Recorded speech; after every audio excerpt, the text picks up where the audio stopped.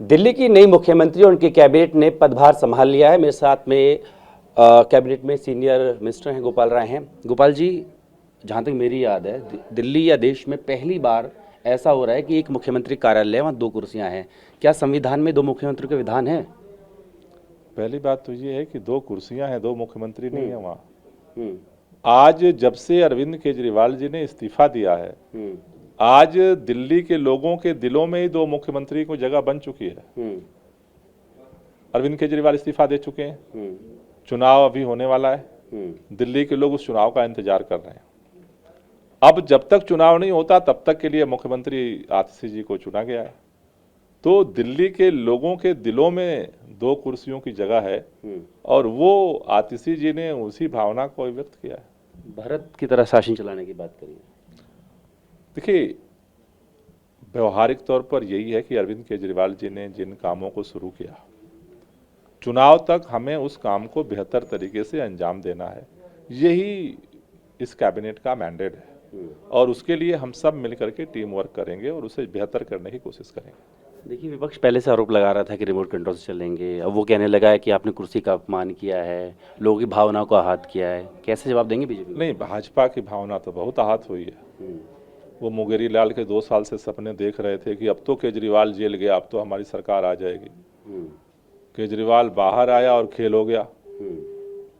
वो कहते हैं ना कि एक मुख्यमंत्री जेल वाला था, फिर मुख्यमंत्री बेल वाला था, अब आकर के उसने खेल कर दिया, खेल वाले हो गए। इस्तीफा दे दिया। अब भारतीय जनता पार्टी को समझ में नहीं आ रहा है कि अब क्या करें। तो उनकी बेचैनी, उनका दर्द हमें महसूस हो रहा है, लेकिन दिल्ली की जनता को तो काम करने वाला मुख्यमंत्री चाहिए और दिल्ली की जनता ने कल जंतर मंतर से यही संकल्प लिया है कि प्रचंड बहुमत से अरविंद केजरीवाल को फिर मुख्यमंत्री बनाना है और चुनाव तक हमारी टीम की जिम्मेदारी है कि उनके कामों को बेहतर तरीके से अंजाम देना, उसको हम उनके मार्गदर्शन में पूरा करेंगे। मार्च के बाद कैबिनेट नहीं हो पाई है, कब करने वाले हैं और मुख्य एजेंडा क्या रहने वाले हैं? अभी एक बार हम आपस में बैठेंगे और बैठ करके फिर अपनी कार्य योजना निर्धारित करेंगे। आज सबने कार्यभार संभाला है और उसी कार्य योजना के अनुसार आगे काम करेंगे। ये बताइए कि आप लोग की एक योजना का ऐलान किया गया था जिसमें कहा गया था कि 1,000 रुपये की महिलाओं को सम्मान निधि दी जाएगी, लेकिन क्योंकि कैबिनेट नहीं हो पाई तो हो नहीं पाया।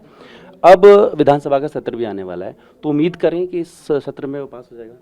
नहीं, सत्र में तो देखो, बजट में ऑलरेडी वो पास हो चुका है, अब उसे कैबिनेट में आना है, तो उन सभी चीज़ों पे काम शुरू करेंगे। जैसे महिला सम्मान निधि का है, उसी तरह से दिल्ली में सर्दियों में प्रदूषण के स्तर का है, उसको लेकर के भी तैयारी हमने पहले से शुरू कर दी है। विंटर एक्शन प्लान 25 तारीख को हम जो है वो जारी करेंगे और दिल्ली के साथ मिल करके जो जो जरूरी काम है हम पूरी सक्रियता के साथ उस पर काम करेंगे।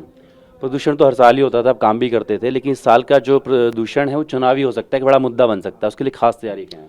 कोई बात नहीं, जनता तैयारी है, जनता के साथ मिलकर काम करेंगे, वही हमारी ताकत है और उस पर काम करेंगे। और पहले भी प्रदूषण स्तर कम हुआ है और भी आगे कम करेंगे। ठीक है। तो गोपाल राय के पास पहले भी दिल्ली के पर्यावरण की जिम्मेदारी थी, अभी भी है, उसी को लेकर के कह रहे हैं कि तमाम जो एजेंडे में काम थे पहले से, उन्हीं को आगे बढ़ाने का काम किया जाएगा। वीडियो सहयोगी कपिल बेदी के साथ जितेंद्र भाटी, दिल्ली।